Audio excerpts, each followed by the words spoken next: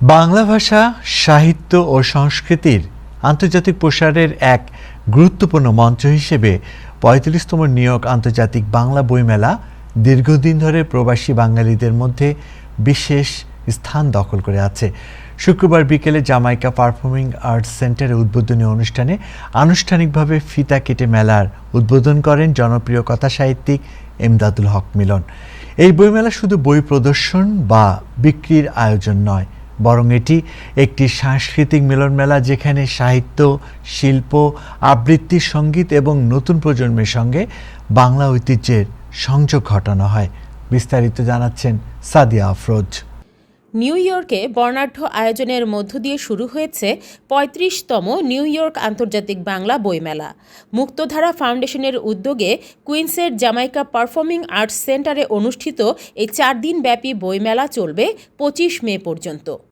যত বই তত প্রাণ স্লোগানকে সামনে রেখে আয়োজিত এবারের মেলায় বাংলা ভাষা, সাহিত্য ও সংস্কৃতির আন্তর্জাতিক প্রসারের এক অনন্য মিলন মেলা তৈরি হয়েছে। শুক্রবার ২২ মে বিকেলে জনপ্রিয় কথাসাহিত্যিক এমদাদুল হক মিলন আনুষ্ঠানিকভাবে ফিতা কেটে মেলার উদ্বোধন করেন। উদ্বোধনী অনুষ্ঠানে প্রধান অতিথি হিসেবে উপস্থিত ছিলেন বিশিষ্ট অর্থনীতিবিদ ও শিক্ষাবিদ রেহমান সোবহান। এ সময় তাকে আজীবন সম্মাননা প্রদান করা হয়।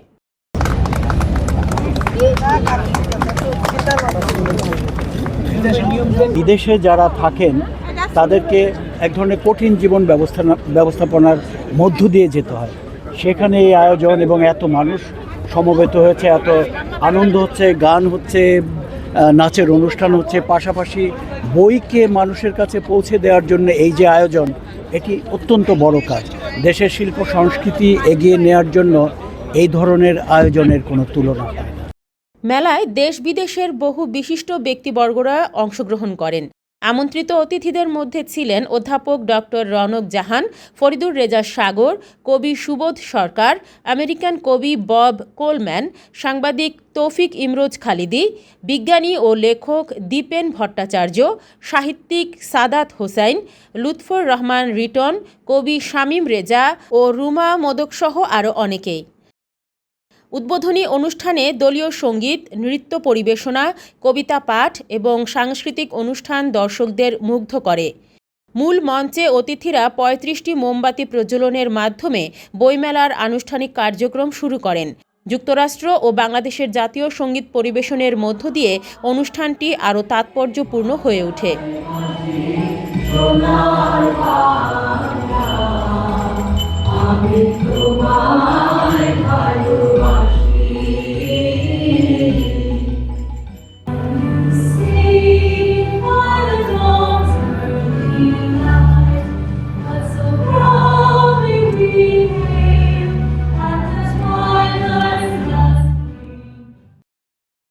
এবারের মেলায় বাংলাদেশ ও কলকাতার বিভিন্ন স্বনামধন্য প্রকাশনা সংস্থা অংশগ্রহণ করেছে।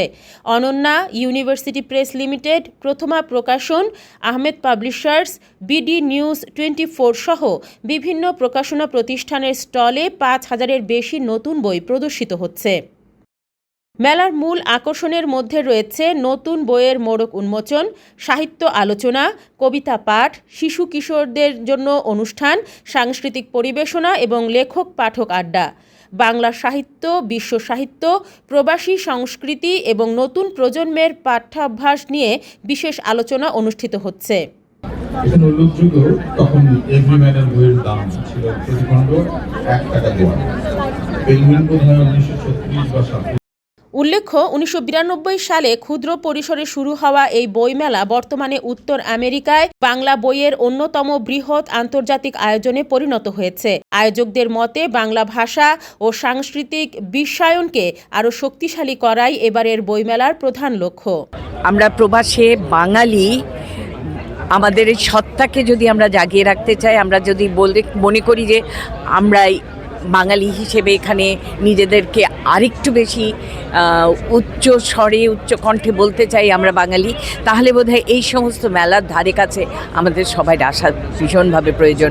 যেই সময় আমেরিকা বাংলাদেশের যেসব সংকট, তার মধ্যে এবার এত লোক আসছেন, 25টা প্রকাশক, আর এটা 35 বছরের বইমেলা, সেখানে আমাদের প্রোগ্রামটা এত রিচ, 4 দিনই খুব ব্যস্ত থাকবে সবাই। তো আমরা অত্যন্ত আনন্দিত যে সবাই এটাকে নিজের করে নিয়েছেন, এই ঐতিহ্যকে ধারণ করছেন। যদিও মুক্তধারা ফাউন্ডেশন থেকে এটা করা হচ্ছে, কিন্তু সবাই মনে করে তাদেরই অনুষ্ঠান, এটাই আমাদের সবচেয়ে বড় সার্থকতা। টাইম টেলিভিশন, আমি সবাই দর্শক যারা আছেন তাদের সবাইকে অনেক অনেক শুভেচ্ছা এবং স্বাগতম।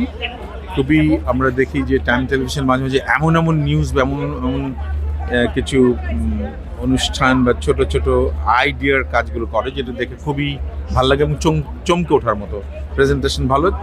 অনেক অনেক শুভেচ্ছা নেপথ্যের কর্মীদের প্রতি এবং টাইম টেলিভিশন যারা দেখেন সেই সমস্ত দর্শক, আপনারা সবাই সুস্থ এবং ভালো থাকবেন, দীর্ঘায়ু কামনা করি। ধন্যবাদ।